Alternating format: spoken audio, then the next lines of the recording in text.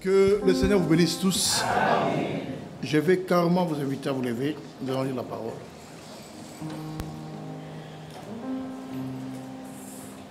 Nous allons ouvrir nos Bibles dans notre texte de Luc, chapitre 2, versets 25 jusqu'à 32. Luc 2, 25 à 32.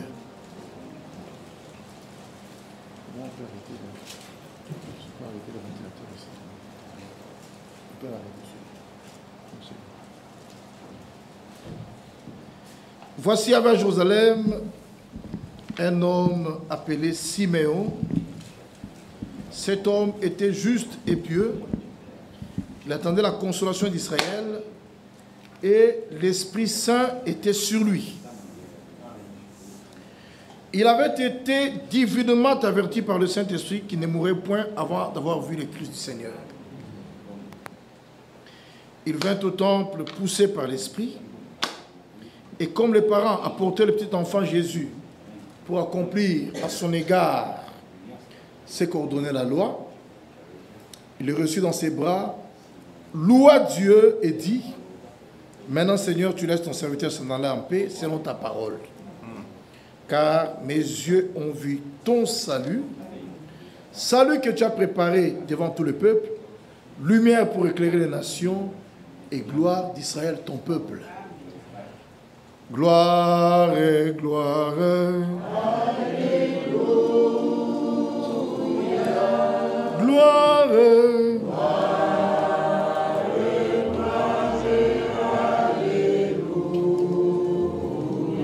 Gloire.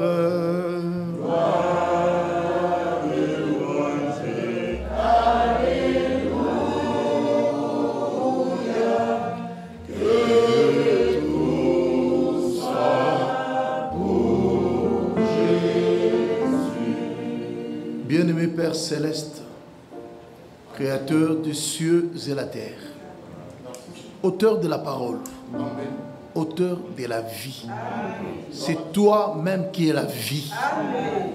Puisses-tu ce soir descendre et parler à ton peuple. Utilise-nous comme de simples instruments de tes saintes mains par lesquels tu vas exprimer ta parole afin que ton peuple sorte d'ici édifié et perfectionné. Seigneur, nous croyons que tu vas le faire. Car nous te l'avons demandé avec foi au nom du Seigneur Jésus-Christ. Amen. Amen. Veuillez vous asseoir. Depuis le mardi, nous avons annoncé le sujet que nous allons exploiter tout au long de notre passage ici à Bruxelles. Le sujet, c'est celui qui se trouve dans votre Bible là, dans Luc chapitre 2, précisément verset 26, où il est dit: il avait été divinement averti par le Saint-Esprit. Donc il s'agit d'un avertissement qui ne vient pas d'un homme, mais qui vient de Dieu lui-même. Et quand c'est Dieu, il faut prendre cela très au sérieux. Il y a une différence entre la parole de Dieu et la parole des hommes. Dans la parole d'un homme, il n'y a pas de germe de vie. Mais dans la parole de Dieu, il y a la vie. Quand vous lisez dans Jean chapitre 1, on dit: en elle était la vie. Nous vous prêchons une parole qui détient le germe de vie en elle. C'est que cette parole-là, quand elle entre dans votre âme, elle changera le cours de votre vie. C'est cette parole que nous prêchons. Elle est différente de la parole que les hommes prononcent. Ici, nous n'avons pas de place pour les opinions des hommes. Bien-aimés frères et sœurs, dans le royaume de Dieu, il n'y a pas de place pour les opinions humaines. Il n'y a même pas d'espace ou de temps pour les opinions des hommes. Mais dans le royaume de Dieu, il y a suffisamment de place et suffisamment du temps pour la parole de Dieu. Parce que la parole de Dieu est différente de la parole des hommes. Les paroles des hommes passeront. Les paroles des hommes failliront, mais la parole de Dieu ne passera pas et la parole de Dieu ne faillira jamais. Chaque fois que nous venons ici dans ces bâtiments, c'est pour entendre la parole de Dieu. C'est pourquoi aucun prédicateur n'a le droit de monter ici et faire des déclarations privées ou des déclarations personnelles. Chaque fois que les enfants de Dieu viennent ici, c'est pour entendre ce que l'Esprit dit aux églises. Nous venons ici pour entendre ce que Dieu nous dit. Et ce que Dieu nous dit se trouve dans sa parole. Quand Dieu parle, ce sera tout conforme aux Écritures. Même à notre prophète, le frère Branham, Dieu lui avait dit dans la prédication, celui qui est en vous, au paragraphe 102 à 103, il lui dit, quand une voix vous parle, observez l'Écriture. Il dit, même si cela est exprimé, si ce n'est pas scripturaire, laissez tomber. La chair n'est pas un lieu de règlement des comptes. Nous ne venons pas ici pour nous défendre nous-mêmes. Nous venons ici pour défendre la parole de Dieu. Et il faut qu'en montant ici, que ce soit seulement la parole de Dieu. Ce n'est pas un lieu d'attaque et de contre-attaque. Ici à la chair. Quand nous venons ici, tout doit se faire pour l'édification. C'est la vérité, mes frères et sœurs. Écoutez s'il vous plaît. Il est dit ici, il y avait à Jérusalem un homme appelé Siméon. Cet homme était juste et pieux. Il attendait la consolation d'Israël.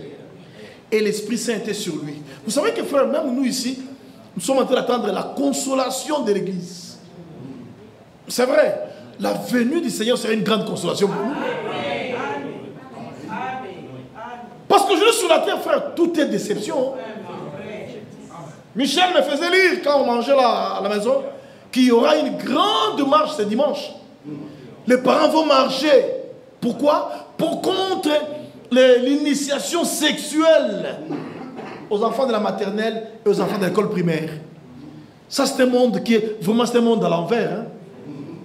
Je vous dis, frère, réellement, le monde entier est sous la puissance du malin. C'est pourquoi le diable est en train de faire un grand effort pour amener les gens dans l'esprit du monde. Dieu a aussi fait un effort pour faire sortir ses enfants de l'esprit du monde. C'est ce que Dieu est en train de faire. Satan est en train de tout faire pour nous placer dans les choses du monde, dans l'esprit du monde, et nous maintenir là afin de rater l'enlèvement. Dieu aussi, par ses messages, il nous dit, sortez du milieu d'elle. Nous sommes appelés à sortir, et non seulement sortir, mais aussi nous séparer. Nous séparer de tout ce qui ne vient pas de Dieu et de sa parole. Dans ces temps de la fin, Dieu appelle à sortir. Dieu sépare. Dieu prépare. Dieu restaure. C'est ce que Dieu est en train de faire. Il appelle d'abord à sortir. Quand il vous appelle à sortir, ensuite, il vous appelle à vous séparer. Et en vous séparant, il vous prépare. Et il vous restaure. Parce que le message que nous prêchons, c'est un message de restauration. Mais avant d'être restauré, vous devez d'abord sortir. Vous ne serez pas restauré à Babylone. Mais vous devez sortir de Babylone. C'est ce que Dieu est en train de faire. Bien-aimés frères et sœurs, avec ce message, Dieu a fait de nous un peuple mis à part. Même lors du premier exode, Dieu avait appelé Israël à sortir. Dieu avait mis son peuple à part. Même dans Nombre 23, verset 9, quand Balaam observait le peuple d'Israël, il dit, je le vois du sommet des rochers. Je le contemple à partir des collines. C'est un peuple qui a sa demeure à part. Et qui ne fait pas partie des nations. Même aujourd'hui, frère, l'église de Jésus-Christ, c'est un peuple qui a sa demeure à part. Et qui ne fait pas partie des dénominations. Nous sommes un peuple différent. Nous avons notre demeure à part. Et nous ne faisons pas partie des dénominations. Nous ne faisons pas partie du monde. C'est pourquoi l'esprit qui nous conduit, c'est un esprit différent de celui du monde. Quand un enfant de Dieu comprend ça, il ne peut plus laisser les choses du monde dominer dans sa vie. C'est vrai, frère. L'église du Dieu vivant, même la façon dont elle est dirigée, ce n'est pas de la même manière que les gens du monde sont dirigés. Dieu ne dirige pas de la même manière. Israël était le peuple de Dieu, choisi par Dieu, appelé par Dieu, et c'est Dieu qui devait les diriger. Quand ils sont sortis de l'Égypte, c'est Dieu lui-même qui les dirigeait. Pendant la journée, Dieu s'est manifesté comme étant la nuée, et la nuit, il s'est manifesté comme la colonne de feu, et il était là comme les rochers frappés pour les abreuver. Bien-aimés frères et sœurs, jamais dans toute l'histoire du salut, Dieu n'a laissé son peuple se débrouiller. Jamais. Dieu est toujours intervenu pour prendre la conduite de son peuple. Et même ici à Bruxelles, nous sommes le peuple de Dieu. Dieu ne nous lâchera pas, il nous conduira jusqu'à la fin. C'est la vérité. Ça, ce n'est pas l'église d'un homme. Hein. C'est l'église du Dieu vivant. Et Dieu lui-même, par son esprit, nous conduit. Et quand Dieu conduit, il conduit dans toute la vérité.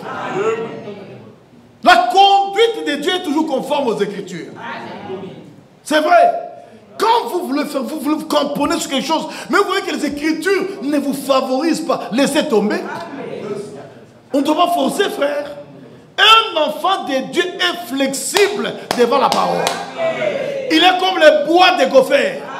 Il est flexible, malléable devant la parole de Dieu.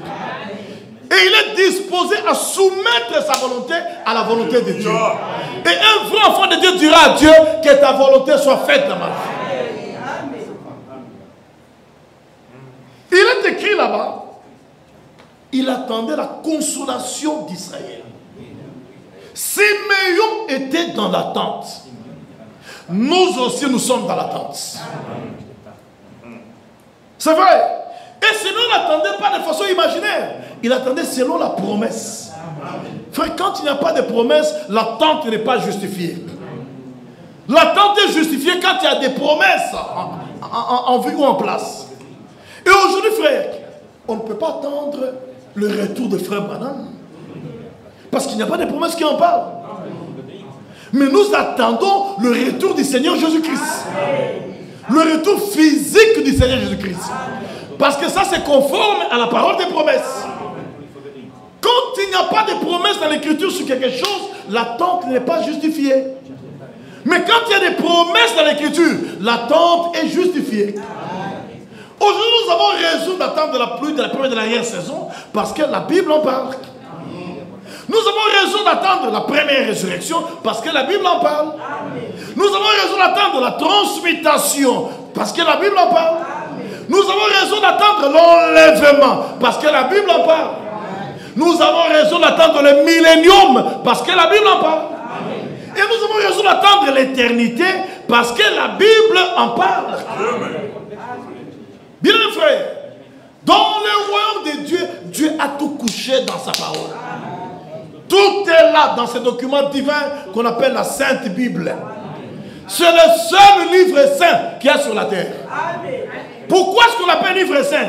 Parce que c'est le livre de Dieu. Et tout ce qui appartient à Dieu est saint.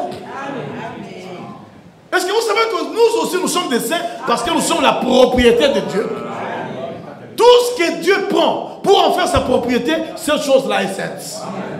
Et par notre nouvelle naissance, Dieu a fait de nous sa propriété, alors nous sommes des saints. Aujourd'hui, on ne peut pas parler des saints dans d'autres religions. On ne peut pas. Parler des saints chez les musulmans, ça n'existe pas. Parler des saints chez les kimbanguistes, chez les bouddhistes là-bas, chez les hindous, jamais, ça n'existe pas. Avant de parler des saints, il faut que le saint soit là. Et le saint, c'est Dieu lui-même. Tu ne peux pas être saint si tu n'es pas en contact avec le saint. C'est la vérité. Tu ne peux pas être saint si tu ne connais pas le Dieu saint. Et tu ne peux pas être saint si le Dieu saint ne fait pas de toi sa propriété. Aujourd'hui, Dieu a fait de nous sa propriété. C'est pourquoi nous sommes des saints. Nous ne les deviendrons pas après la mort. Nous sommes saints maintenant.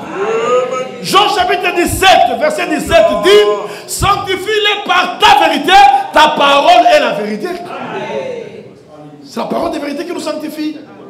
Et elle nous sanctifie de notre vivant. pas après la mort. Et je n'ai pas honte de vous dire ce soir, je salue les saints de Bruxelles. Et je salue aussi les saints qui nous suivent en ligne. C'est la vérité.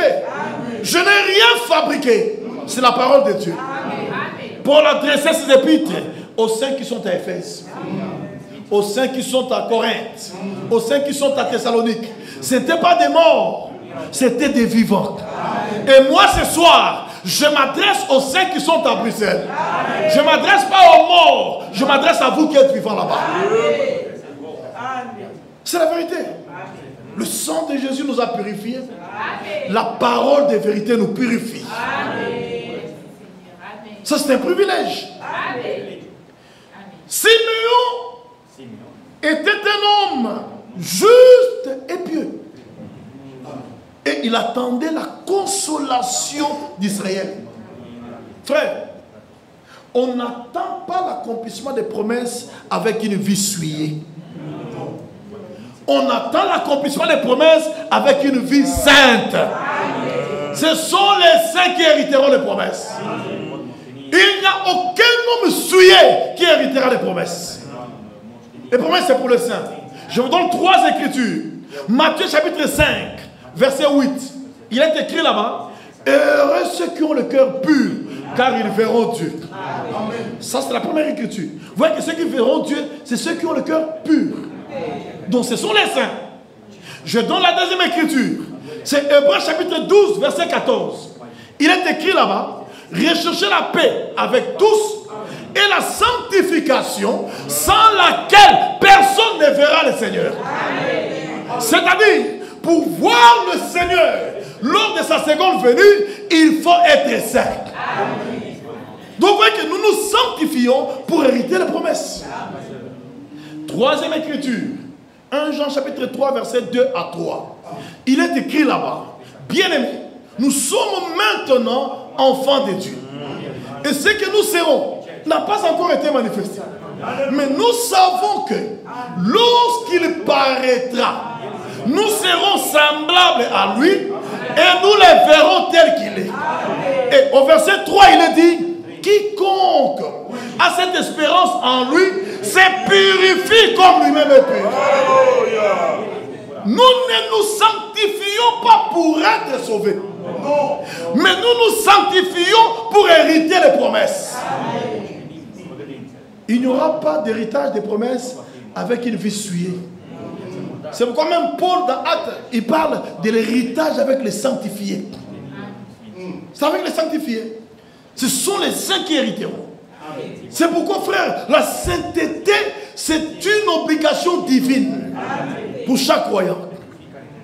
Il faut marcher dans la sainteté. Même la ville dans laquelle nous allons, elle est appelée la ville sainte. La Jérusalem céleste. Elle est appelée la ville sainte. Il n'y a que les saints qui entreront là-bas. Aucun homme souillé n'entrera dans la Nouvelle Jérusalem. C'est la vérité, frère. Maintenant, cet homme juste et pieux, qui attendait la consolation d'Israël, et l'Esprit Saint était sur lui.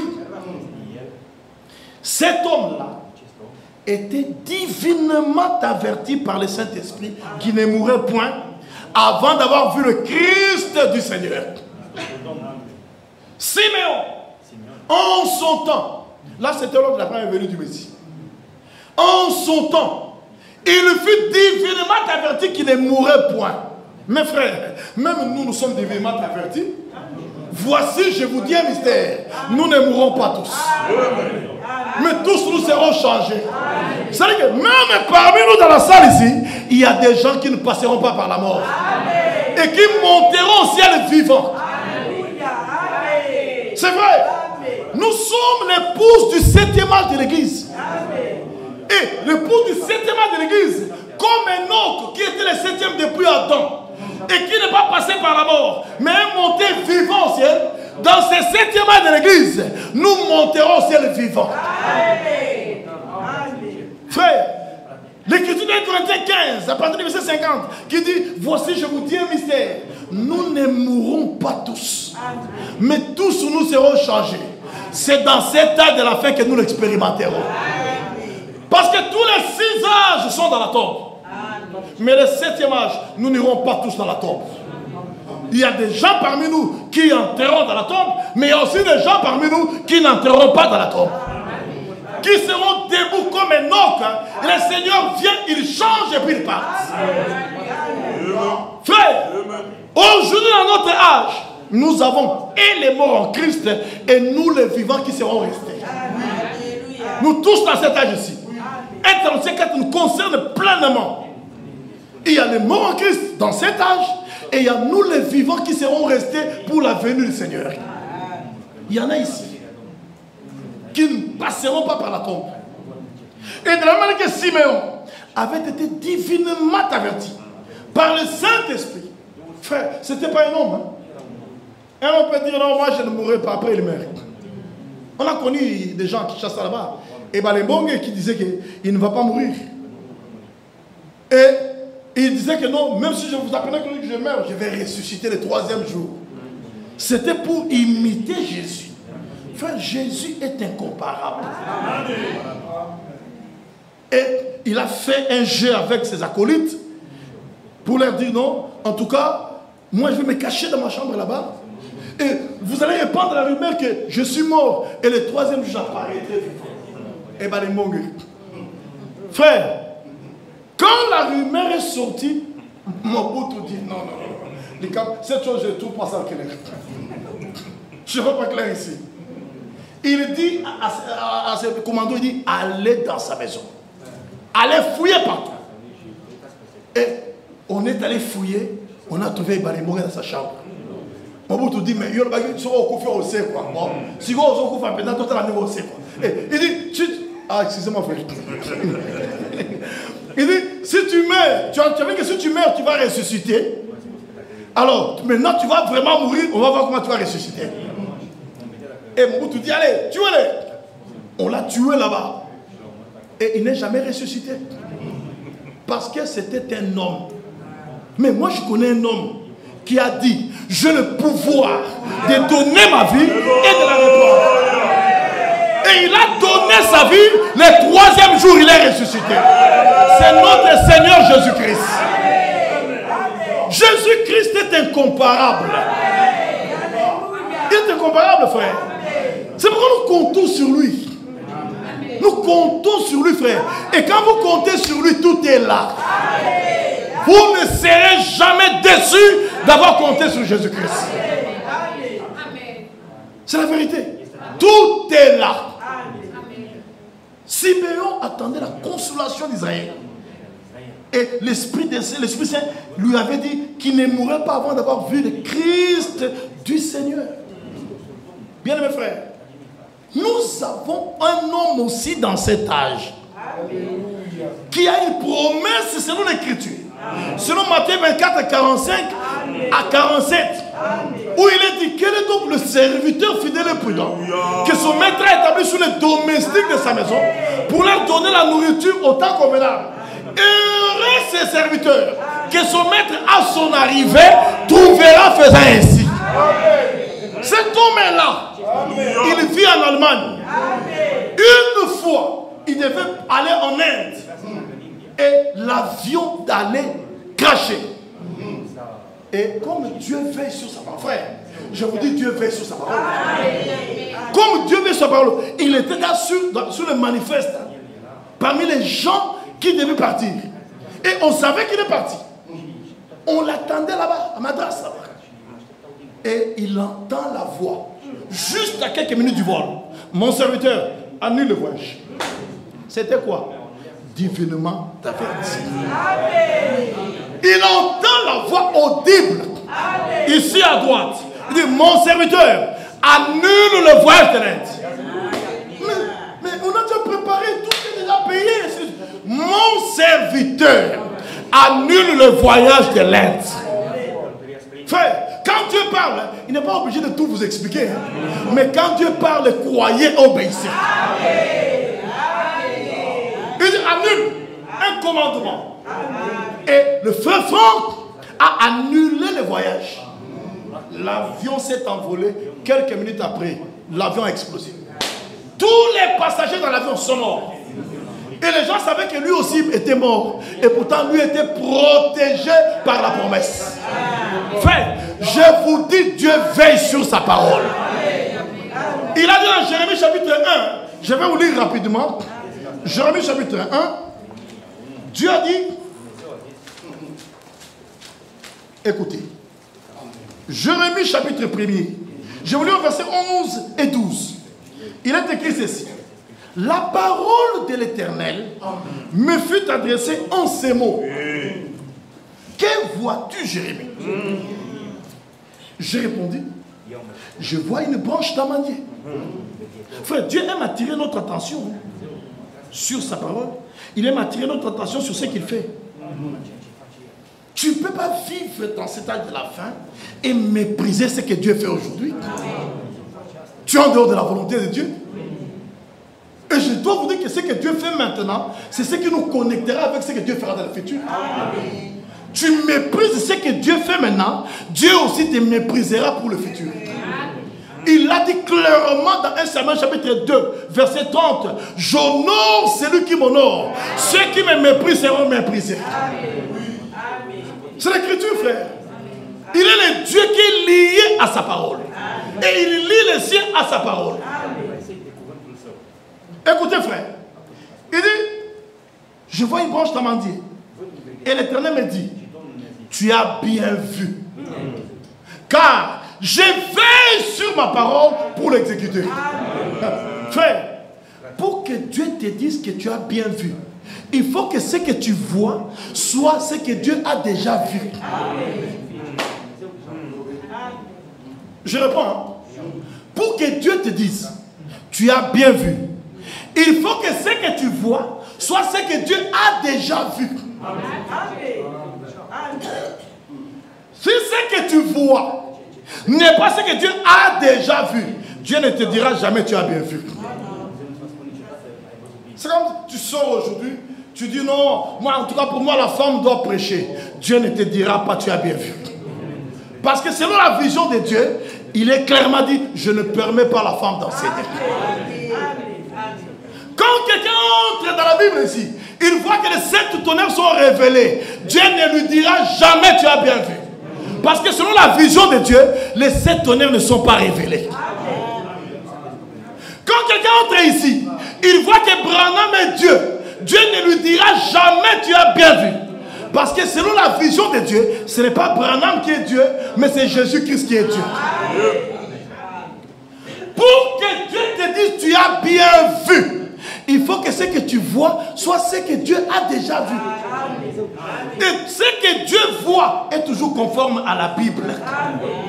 Dieu ne quittera jamais sa parole. Il ne quittera jamais sa parole. Dieu lui dit tu as bien vu. Car je veille sur ma parole pour l'exécuter. Frère, Dieu ne veille pas sur les déclarations des hommes. C'est pourquoi le prédicateur, ne venez pas à la chair pour faire des déclarations. Quand vous passez ici, que dit l'Écriture à ce sujet? Lisez-nous les Écritures. Donnez-nous la parole. Donnez-nous ce que l'Esprit dit aux églises. C'est ce qui sert à notre préparation pour l'enlèvement. Donc il faut qu'un prédicateur, quand il monte ici, que ce soit parole sur parole. Pas question de déclaration. Pas question des interprétations. Pas question de moi je vois que, moi je trouve que. On n'en a pas besoin. Ici, que dit l'Écriture à ce sujet? C'est ça le schéma pour l'épouse aujourd'hui. Nous croyons que William Branham était un vrai prophète parce qu'il y avait la promesse dans Matthieu chapitre 4, verset 5 à 6. Il est là-dedans. Nous croyons que Van Frank est le serviteur fidèle et prudent parce que la Bible en a parlé dans Matthieu 24, 45 à 47. Et dans toute l'histoire du salut, jamais un vrai n'est devenu un faux. Jamais. Quand tu es un vrai serviteur, tu le resteras jusqu'à ta mort. Si après des années, tu te manifestes comme étant un faux, tu étais déjà faux mais tu t'es camouflé. Tu étais faux mais tu t'es camouflé. C'est la vérité, frère. Jamais dans toute l'histoire du salut, un vrai est devenu fou. Ça n'existe pas. Oh non, Franck là, mais il était avec Dieu et puis Dieu l'a rejeté. Dieu ne le rejettera jamais. Branham là, il était bien, Dieu l'utilisait. Mais à la fin de sa vie, quand il a abandonné la parole, c'est pourquoi il est mort par accident. As-tu une écriture qui dit qu'un serviteur de Dieu ne peut pas mourir par accident? Mais moi j'ai l'écriture dans le psaume qui dit, je vous ai dit, vous êtes des dieux, mais vous mourrez comme des hommes. Et vous tombez comme un prince quelconque. Frère, dans la Bible, Jean-Baptiste est mort par décapitation. Hein? Un prophète majeur, mais décapité. Dans la prison. À cause des caprices d'une femme. C'est vrai. Mais on l'a décapité. Vous savez que la mort du Seigneur, c'était la mort la plus ignominieuse de son temps. Mourir nu à la croix, vous étiez considéré comme étant un maudit. Puisqu'il était écrit, maudit soit quiconque est pendu au bois. Notre Seigneur est mort maudit. Et ce n'était pas sa malédiction, c'était ta malédiction qu'il avait portée. Il a pris ta malédiction afin que toi tu prennes sa bénédiction. Et aujourd'hui en Christ, nous avons été bénis, frère. C'est pourquoi même quand il monte au ciel, il est monté au ciel en bénissant. Il bénissait. Et aujourd'hui, quiconque croit en Jésus, la malédiction est ôtée et la bénédiction prend place. Je vous dis ce soir, ne raisonnez plus, vous êtes bénis. C'est pourquoi Paul n'avait pas honte de le dire. Hein? Dans Ephésiens 1, verset 3, il dit, loué soit Dieu, le Père de notre Seigneur Jésus-Christ, qui nous a bénis de toutes sortes de bénédictions spirituelles dans le lieu céleste en Christ. C'est en Christ que nous sommes bénis. Et nulle part ailleurs. C'est pourquoi Christ est le cœur de l'histoire du salut. Il est le centre de notre prédication. Nous parlons de lui ici. Et je vous dis, frère, Jésus-Christ est la seule autorité où, quand vous citez son nom, elle vient là-bas. Citez le nom du roi de Belgique. Citez-le maintenant. Il ne viendra pas. Citez le nom du président de la RDC. Félix Tshisekedi. Où est-il? Il ne viendra pas. Citez le nom même de Joe Biden. Il ne viendra pas. Mais si vous citez le nom de Jésus, il vient là-bas. C'est pourquoi Jésus est différent de toutes les autorités. Jésus, c'est l'autorité suprême, frère. C'est la vérité. Dans chaque époque, le peuple de Dieu a toujours été divinement averti.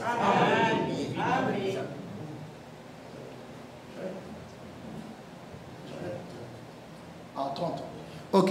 Donc, dans tous les âges, dans toutes les époques, le peuple de Dieu a toujours été divinement averti. Je vais vous montrer. Même lors de la première venue du Messie, prenez votre Bible dans Matthieu chapitre 2. Vous allez voir. Matthieu chapitre 2, à partir du premier verset. Écoutez. Jésus étant né à Bethléem, en Judée, au temps du roi Hérode. Les hommes marquent toujours les époques. Hein? Au temps du roi Hérode. Voici des mages d'Orient arrivèrent à Jérusalem et dirent, où est le roi des Juifs qui vient de naître? Car nous avons vu son étoile en Orient et nous sommes venus pour l'adorer. Frère, sur la terre, il y avait plusieurs mages. Mais parmi les milliers de mages qu'il y avait en Orient, seulement 3 qui ont repéré l'étoile là-bas. C'était quoi? Ils étaient divinement avertis. Oh, mais frère, oui. Il y avait beaucoup de mages. Il y avait beaucoup d'étoiles dans la galaxie. Même si vous sortez aujourd'hui, vous remarquez qu'il y a beaucoup d'étoiles. Mais comment repérer que cette étoile là-bas, c'est une étoile particulière? Ils avaient été divinement avertis. Frère, dans chaque époque, les élus ont toujours été divinement avertis. Dans chaque époque, Dieu n'a jamais permis que ses élus se débrouillent. Il vient toujours pour les avertir. Il vient toujours pour les éclairer. Et nous aussi aujourd'hui, nous sommes parmi les peuples les mieux éclairés de la terre.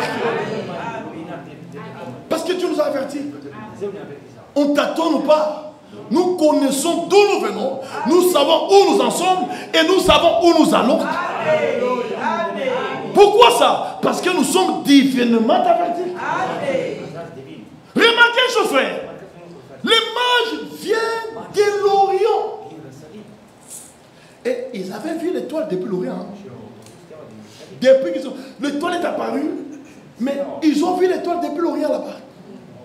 Puisque la Bible avait déjà annoncé dans Nombre 24, 17 qu'un astre sortira de Jacob. C'était une étoile messianique. Dans Nombre 24, 17. La Bible avait déjà dit un astre sortira de Jacob. Et les mages, quand ils ont vu ça, ils ont dit ça, c'est le signe que le Messie est sur la terre. Et l'étoile véhiculait un message. C'était une étoile messagère. Quel était le message de l'étoile? Le roi des Juifs vient de naître. Allez l'adorer. L'étoile ne se présentait pas, mais l'étoile pointait les rois. Frère, même dans le naturel, une étoile reflète la lumière du soleil. L'étoile n'a pas sa propre lumière, mais l'étoile reflète la lumière du soleil. Mais qui est le soleil de justice? C'est notre Seigneur Jésus-Christ. Il est le soleil de justice. Quand l'étoile reçoit la lumière du soleil, elle la reflète maintenant au monde. C'est pourquoi je dis, frère, Branham n'a pas son propre message. C'est le message du Seigneur Jésus-Christ. Lui, il l'a reçu et il l'a transmis. En tant qu'étoile. Parce que si vous lisez dans les actes de l'église, vous verrez qu'il y a eu 7 étoiles dans la main droite du Seigneur. La première étoile, c'était Paul. La deuxième, c'était Irénée. La troisième, c'était Martin. La quatrième, c'est Colomban. La cinquième, c'est Luther. La sixième, c'est Wesley. Et la septième, je vais aussi citer son nom sans avoir honte, c'est William Marion Branham. Il était la 7e étoile dans la main droite du Fils de l'homme. Et vous remarquerez que toutes ces étoiles là-bas, ils étaient en contact avec le soleil de justice. Même la première étoile, Paul, qui s'appelait Saul, en ce moment-là, il était là, sous le chemin de Damas, pour aller persécuter l'église. Mais le soleil de justice l'a frappé en plein midi. Et il est tombé par terre. Et Paul a dit, qui es-tu, Seigneur? Il dit, je suis Jésus que tu persécutes. Il te serait dur de régimer contre les aiguillons. C'était ça. Et depuis ces jours-là, Paul n'a plus persécuté l'église, mais lui-même a été persécuté. Au lieu que Paul persécute l'église, on l'a vu maintenant commencer à soutenir l'œuvre de Dieu. Frère, Dieu, il sait comment transformer les gens. Il sait comment transformer les gens. Et il a rencontré le soleil. Et le soleil lui a transmis sa lumière. Et Paul a pris cette lumière là-bas, il l'a répandue au loin vers les nations. C'est la même chose au temps de la fin. William Branham a rencontré le même soleil.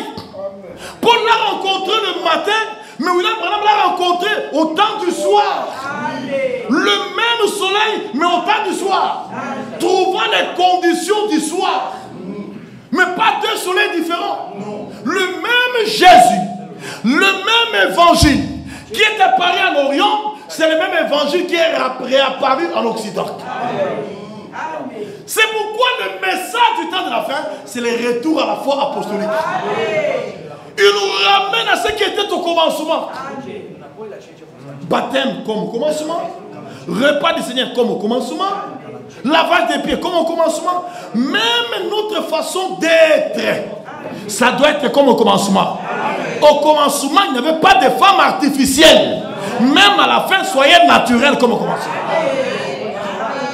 C'est ça la Bible. Le message nous demande de retourner pleinement comme au commencement. On ne doit pas retourner au commencement seulement pour le baptême et autre chose. Il y a des choses où on refuse de retourner au commencement. Non, le retour doit être total. Comme au commencement. Au commencement, les femmes ne s'habillaient pas sexy. Même à la fin, ne vous habillez pas sexy. C'est contraire aux Écritures. Dieu n'a jamais autorisé ça, frère. Bien mes frères et sœurs, nous sommes divinement avertis. Et il faut nous laisser être avertis par Dieu. Agir conformément à ce que Dieu a averti. C'est la vérité. Et ils ont dit, écoutez, où est le roi des Juifs qui vient de naître? Comment est-ce qu'ils savaient qu'il est né? Ils avaient été divinement avertis. Ils étaient nombreux en ce temps-là. Mais il n'y avait que 3 qui ont repéré. Et je vous dis aujourd'hui, il y a beaucoup d'appelés, mais peu d'élus. Les appelés peuvent se contenter de la volonté permissive de Dieu. Mais les élus ne se contentent que de la volonté parfaite de Dieu. C'est la vérité. Un élu, la parole ne la chopera jamais. Même une parole qui connaît sa vie, l'élu dira amen à cette parole là-bas. Et il implorera la grâce de Dieu pour le rendre capable. Mais quand vous voyez quelqu'un, la parole choque, il se fâche, il reste à la maison, ce n'est pas un élu. Ce n'est pas un élu. Un élu se nourrira toujours de la parole. Et il reconnaîtra ce que Dieu fait en son temps. Et quand il le reconnaît, il s'alignera. Les élus ne deviendront pas des caprices devant la parole. Mais par contre, ils s'humilient devant la parole. Et la Bible dit, humilie-toi sous la puissante main de Dieu, afin qu'il t'élève autant convenable. C'est ça les élus. Ils ne discutent pas avec la parole. Ils ne philosophient pas. Ils ne raisonnent pas avec la parole. Mais pour eux, la parole est oui et amen. C'est ça l'élu de Dieu. Maintenant écoutez, il dit, où est le roi des Juifs qui vient de naître? Car nous avons vu son étoile en Orient et nous sommes venus pour l'adorer. L'étoile ne faisait pas sa publicité, mais l'étoile parlait du fils qui est né. L'étoile parlait du roi. Même aujourd'hui, frère, le message de le fait, ou le messager que Dieu a envoyé ne parlait pas de lui-même, mais il parlait de Jésus. Il disait tournez les regards vers Jésus. Même ce soir, frère, nous ne parlons pas de nous-mêmes, mais nous parlons de Jésus-Christ. Nous voulons que vous soyez attachés à Jésus-Christ. C'est ça la vérité, frère. On ne peut pas venir se présenter ici pour que vous voyez comment nous sommes, ainsi de suite. Non, non, non, non. C'est Christ que nous vous présentons. Et soyez attachés à Christ. Christ est la parole. Il est la parole. Ils n'étaient pas venus adorer l'étoile, mais ils sont venus adorer le roi. Frère, voilà pourquoi aujourd'hui, nous n'adorons pas Branham, mais nous adorons Dieu au nom du Seigneur Jésus-Christ. C'est Dieu que nous adorons. Mais nous l'adorons en son nom. Le nom de Dieu, c'est Seigneur Jésus-Christ. C'est ça la vérité, frère. Aujourd'hui, on va se permettre de commencer à adorer frère Branham. Il y a même des gens qui disent aujourd'hui que Branham, c'est le père de Jésus-Christ. Oui, frère, ça s'est dit. Ça s'est dit, ça se prêche, ça se croit. Mais vous devez vous réjouir parce que vous ne voulez pas écouter de telles choses là-bas. C'est la grâce que Dieu vous a faite. Parce que les gens qui croient ça, d'autres ont étudié plus que vous. D'autres ont plus de moyens que vous. Donc ce n'est pas un problème de niveau d'études, ni des moyens. C'est la grâce de Dieu pour vous. Dieu nous a fait grâce afin que nous comprenions les choses correctement. Remarquez qu'ils ont vu l'étoile depuis l'Orient. Et quand ils ont vu l'étoile a provoqué un déplacement ou un exode. Le message que l'étoile véhiculait a fait que ces gens-là puissent quitter là où ils étaient et se déplacer. Et aujourd'hui, quiconque écoute le message du temps de la fin, véhiculé par l'étoile, il ne restera pas dans une dénomination, il se déplacera. C'est pourquoi, frère, ce message, c'est un appel à sortir.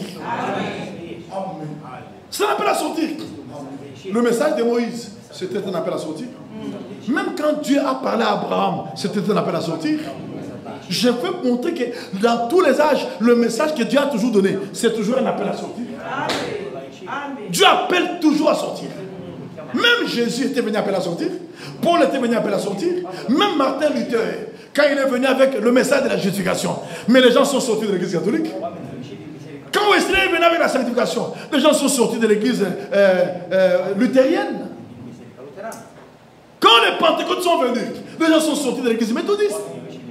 Et quand William Branham est venu, les gens sont sortis de chez pentecôtistes. Et aujourd'hui, il faut sortir de tout ce qui ne vient pas de Dieu ni de sa parole. Nous devons sortir totalement. C'est que dans votre vie là, vous devez vérifier votre vie par rapport à la parole de Dieu. Tout ce qui n'est pas conforme à la parole, mettez de côté.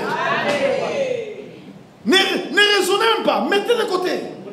Dieu ne confirmera que sa parole. C'est la vérité. Parce que dans ce temps de la fin, l'épouse qui a été divinement avertie, Dieu fera d'elle une épouse parole. Nous serons une épouse parole dans ce temps de la fin. Maintenant, frère, la bonne nouvelle véhiculée par les mages, mais elle a créé du trouble chez les religieux. Écoutez, le roi Hérode ayant appris cela, fit troubler et tout Jérusalem avec lui. Quelque chose qui réjouissait les mages, mais cela a troublé le roi et tous les religieux. L'histoire se répète. Hein? Le message qui nous réjouit trouble les dénominations. Ce message ici, remarquez quand vous l'écoutez. Amen. Amen. Mais les autres, ça leur fait mal. Ils sont mécontents. Pourquoi? Parce que c'est un message venu pour les élus. Ce n'est pas venu pour tout le monde. Quiconque n'est pas élu s'y achoppera. Il s'achoppera ce message. Dire non, moi je peux encore ce message là. Votre message là-bas freine les gens. Mais quand il n'y a pas de révélation, le peuple s'en frère. Nous sommes freinés parce que nous avons reçu la révélation. C'est la vérité, frère. Remarquez, frère. Le message qui réjouissait les hommes de mages, ils se sont déplacés depuis l'Orient jusqu'à Jérusalem. C'est réjouissant du message. Où est le roi des Juifs qui vient de naître? Car nous avons vu son étoile à l'Orient et nous sommes venus pour l'adorer. Ces messages qui faisaient leur joie a troublé Hérode et tous les religieux. Donc vous devez comprendre que ce message qui vous réjouit, les religieux ne l'aiment pas. C'est pourquoi tous les religieux se réuniront dans le conseil mondial des églises pour nous persécuter. Ils vont s'assembler pour combattre ces messages. Mais je vous dis, ce message ne jouera pas. Ce message a été apporté pour donc appeler un peuple à sortir et former une épouse pour Jésus-Christ. Ce but-là sera à terre. Dieu aura une épouse sur cette terre ici. Et le monde entier le saura. Malgré le combat, Dieu aura une épouse, frère. Et cette épouse sera manifestée avant l'enlèvement. Dieu témoignera au monde entier que celle-ci, c'est mon épouse. Voici cette fois-ci, celle qui est parole de ma parole et esprit de mon esprit. Exactement comme le premier Adam l'avait fait quand la femme a été placée devant lui là-bas. Adam s'est réveillé. Il dit, voici cette fois-ci, celle qui est os de mes os et chair de ma chair. C'est Adam qui avait parlé. Jésus-Christ aussi, dans ces temps de la fin, avant l'enlèvement, quand la pluie de la dernière saison tombera, Jésus aussi témoignera de son épouse. Et il le fera devant toutes les dénominations là-bas pour leur dire, voici cette fois-ci, celle qui est parole de ma parole et esprit de mon esprit. Et le monde entier connaîtra la vraie église. C'est vrai. Aujourd'hui, nous sommes dans la mêlée. Hein? Les gens ne nous connaissent pas. Écoutez-moi s'il vous plaît. Dans ces temps de la fin, écoutez-moi s'il vous plaît. Dans ces temps de la fin, Tous ceux qui ont rejeté le ministère de Malachie 4 sont tentés de rendre un service à Dieu en dehors de sa volonté. Dans le milieu du message, ceux qui ont rejeté le ministère de Matthieu 24, 45 à 47 sont tentés de rendre un service à Dieu en dehors de sa volonté. Frère, Dieu fait l'histoire du salut. Et nous sommes divinement avertis. Aujourd'hui, quand Dieu fait quelque chose, prenez position pour ce que Dieu fait. Vous êtes du côté de Dieu. Le Seigneur a clairement dit, si quelqu'un me sert, qu'il me suive. Et là où je suis, là sera mon serviteur. C'est sa parole. Bien aimés frères et sœurs, écoutez. Maintenant, il assembla tous les principaux sacrificateurs. Et les scribes du peuple, il s'informa auprès de d'où devait naître le Christ. Il lui dit à Bethléem en Judée, car voici ce qui a été écrit par le prophète. C'est pour connaître l'accomplissement de cet événement là-bas, ils sont retournés dans les Écritures. Même aujourd'hui, frère, la foi trouve son lieu de repos dans la parole écrite. Nous devons vérifier toutes choses par l'Écriture. Frère, la Bible, c'est notre étalon de mesure. Il ne faut pas que quelqu'un parle là-bas, comme c'est quelqu'un que tu aimes beaucoup, tu l'appuies. Non. Quand quelqu'un parle, observez l'Écriture. Même si c'est ton grand frère. Mais si ce qu'il dit n'est pas scripturel, laissez tomber. Nous ne sommes pas venus ici dans une confrérie. Non. Ici, c'est l'église du Dieu vivant.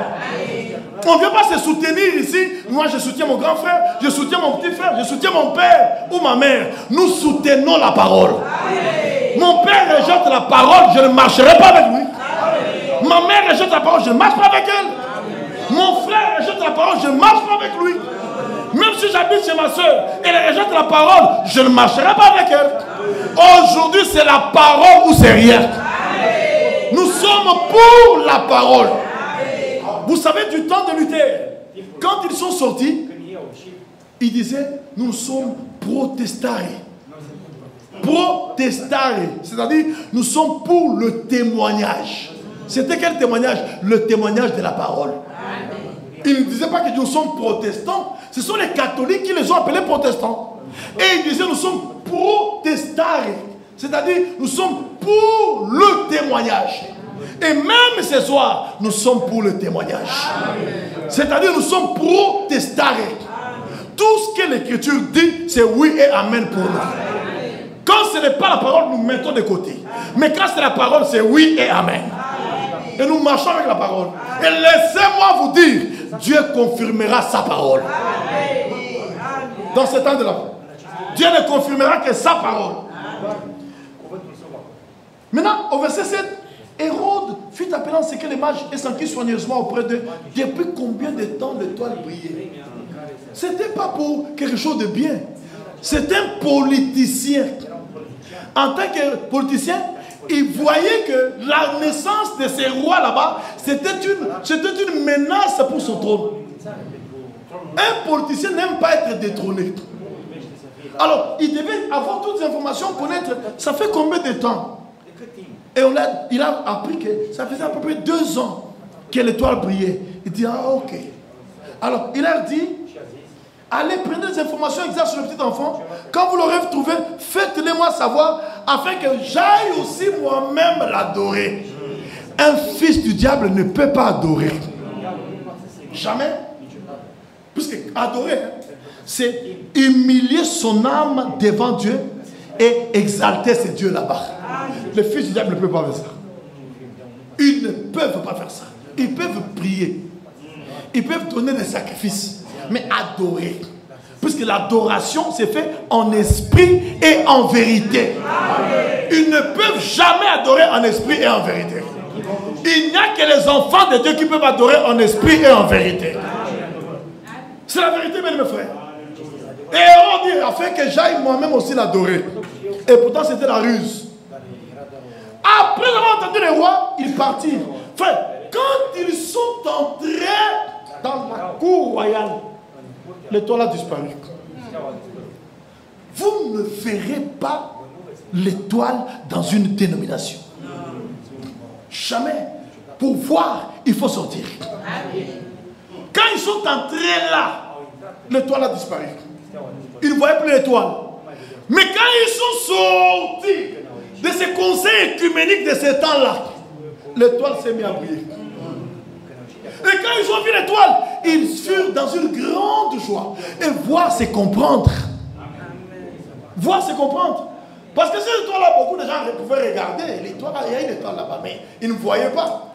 Tu peux regarder sans voir. Mais ici, c'est voir. Et voir, c'est comprendre. Quand ils l'ont vu, ils furent dans une grande joie. Et cette étoile marchait devant eux. Jusqu'à ce qu'étant arrivé au-dessus du lieu où était le petit enfant, elle s'arrêta. Parce que le but du message de l'étoile, c'était le roi qui venait de naître. Et je vous dis, frère, le jour où Jésus reviendra, ce message du temps de la fête se terminera. Parce que ce message a été envoyé pour préparer la seconde venue du Messie. Et le jour où l'enlèvement aura lieu, fini le message du temps de la fête. On n'en parlera plus. Parce qu'il a été dit à Frère Branham, le 11 juin 1933, de même que Jean-Baptiste a été envoyé comme précurseur de la première venue du Messie, tu seras envoyé avec un message qui préparera la seconde venue du Messie. Le jour où la seconde venue du Messie aura lieu, le but du message sera atteint. Et on ne parlera plus du message du temps de la fin. Et nous n'aurons plus besoin de venir ici à Bruxelles. Parce que nous irons dans l'enlèvement. C'est la vérité. Et après avoir entendu le roi, ils partirent. Quand ils aperçurent l'étoile, ils furent saisis d'une grande joie. Ils entrèrent dans la maison, virent les petits enfants avec Marie sa mère, se prosternèrent et l'adorèrent. Ils ouvrirent ensuite leur trésor et lui offrirent en présent de l'or, symbole de la divinité, de l'encens, symbole du service, et de la myrrhe, symbole de la mort. C'est que cet enfant-là, ce petit enfant là-bas, c'était Dieu venu en service pour mourir. Donc les trois dons là-bas, c'était des dons appropriés qui indiquaient tout le parcours de cet enfant là-bas. Donc ces dons-là, l'or symbolisait la divinité pour montrer que moi, cet enfant qui vient de naître ici, c'est Dieu lui-même. C'est Elohim lui-même. Et l'encens montrait le service. Que cet enfant qui est né n'est pas venu s'aventurer, mais il est venu faire un travail. Et quel travail? Le travail de mourir. Mourir pour le péché de l'humanité. Et le jour où cela fut accompli à Golgotha, Jésus s'est crié, tout est accompli. Puisqu'il a achevé l'œuvre que Dieu lui avait donné de faire. Et il dit, c'est accompli. Tout est accompli. J'ai accompli le salut des hommes. J'ai accompli la guérison des hommes. J'ai accompli la délivrance des hommes. J'ai accompli la bénédiction des hommes. J'ai accompli la réconciliation de l'humanité avec la divinité. C'était par l'œuvre de Golgotha. Et maintenant, écoutez, frère. Ils ouvrirent leur trésor, ils ont donné au verset 12. Puis, divinement avertis en songe de ne pas retourner vers Hérode, ils regagnèrent leur pays par un autre chemin. Voilà. Il fut dit, le mage, Dieu est descendu, il dit, ne rentrez plus chez Hérode, prenez notre chemin. Nous avons besoin de la conduite du Saint-Esprit. Frère, Dieu nous avertit par sa parole afin que lui-même nous conduise. Et quand Dieu nous conduit, nous atteindrons le but. C'est la vérité, frères et sœurs. Dieu connaît le chemin. Quand Israël est sorti de l'Égypte, Israël ne connaissait pas le chemin, mais Dieu passait devant pour leur indiquer le chemin. Ceux qui sont restés fidèles, en croyant et en obéissant, ils sont entrés dans la terre promise. Mais ceux qui étaient rebelles, ils sont morts dans le désert. Même aujourd'hui, frère, Dieu nous avertit. Ceux qui croient et obéissent atteindront l'objectif. Mais ceux qui méprisent mourront dans le désert comme les autres. Dernière écriture, avant d'arrêter. Écoutez, frère. Dans Matthieu 2, là toujours, verset 19 à 22. Quand Hérode fut mort, voici un ange du Seigneur apparut en songe à Joseph en Égypte et dit, lève-toi, prends le petit enfant et sa mère et va dans le pays d'Israël. Car ceux qui en voulaient à la vie du petit enfant sont morts. Joseph s'éleva, prit les petits enfants et sa mère et alla dans le pays d'Israël. Mais ayant appris qu'Archélaus régnait sur la Judée à la place d'Hérode, son père, il craignit de s'y rendre. Et divinement averti en songe, il se retira dans le territoire de la Galilée. Est-ce que vous voyez, frère? Comment Dieu est en train de prendre soin de son peuple. Si Dieu l'a fait en ce temps-là, aujourd'hui, Dieu fera la même chose. Dieu ne nous abandonnera pas. Remarquez, là, les étoiles, plutôt les mages, furent divinement avertis par l'étoile, mais Joseph fut divinement averti en songe. Dieu parle tantôt d'une manière, tantôt d'une autre. Dieu peut parler en songe. Dieu peut parler en vision. Dieu peut parler par prophétie. Dieu peut parler dans le cœur. Dieu peut parler par voix audible. Dieu peut parler par la parole, par la prédication de la parole. Dieu peut vous parler par la nature. Dieu peut vous parler par la voix du cœur. L'onction vous enseigne dans le cœur. Il parle tantôt d'une manière, tantôt d'une autre. Mais il faut seulement prendre garde à ce que Dieu dit. Et toutes ces voix-là que Dieu utilise pour parler à son peuple, ces voix là-bas ne seront jamais contraires à la Bible. Jamais elles ne seront contraires à la Bible. Quand une voix vous parle, même si elle paraît bien, mais si elle est contraire à la Bible, mettez ça de côté. C'est là qu'il y a la démarcation entre nous et les pentecôtistes. Les pentecôtistes, c'est tout ce qu'ils voient en songe, c'est Dieu qui a parlé. Frère, tout songe ne vient pas de Dieu. Hein. Il y a 3 sources de songes. Il y a des songes d'origine divine, il y a des songes d'origine diabolique, et il y a des songes d'origine purement humaine. 3 sources de songes. Dans les songes d'origine divine, il y en a 2. C'est-à-dire, quand un prophète majeur est sur la terre, Dieu donne des songes énigmatiques. C'est-à-dire des songes avec des symboles, parce que Dieu ira révéler ça à son prophète pour qu'il interprète les symboles.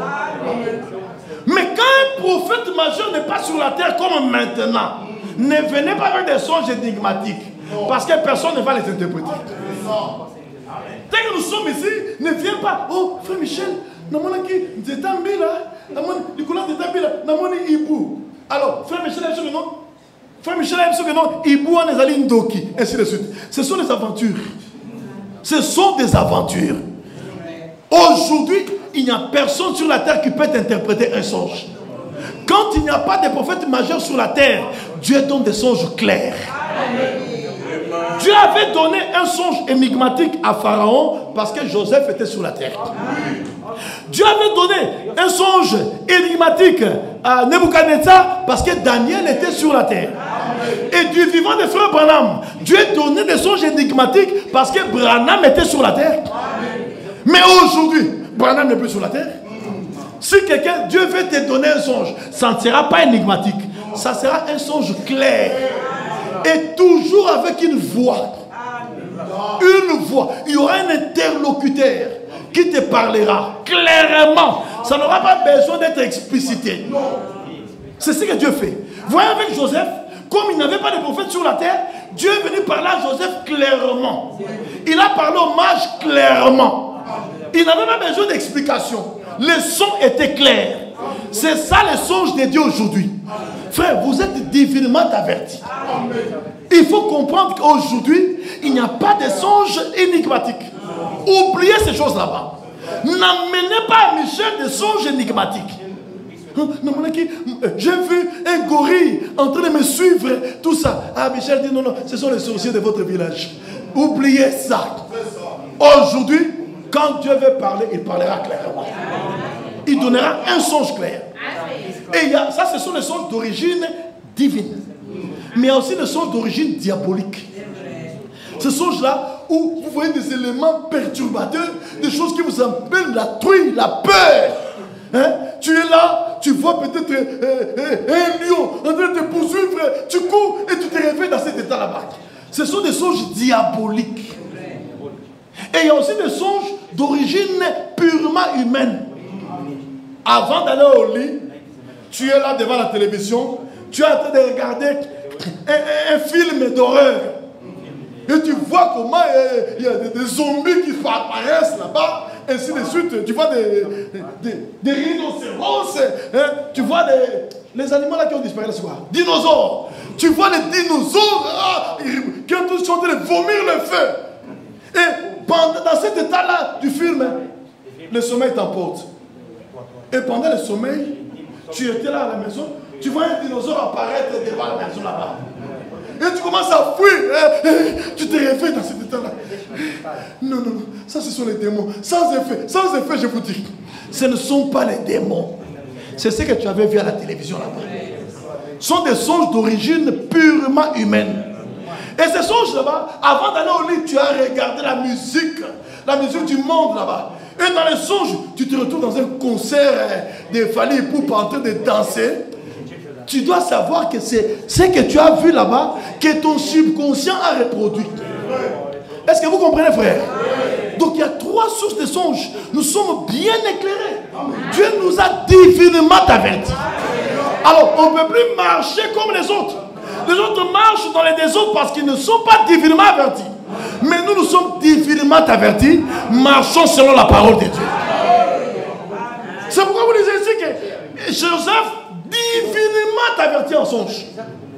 Il se retira dans le territoire de la Galilée. Et vous aussi, vous êtes divinement avertis. Ne vous comportez pas n'importe comment. Agissez selon l'avertissement divin. Que Dieu vous bénisse pour ce soir.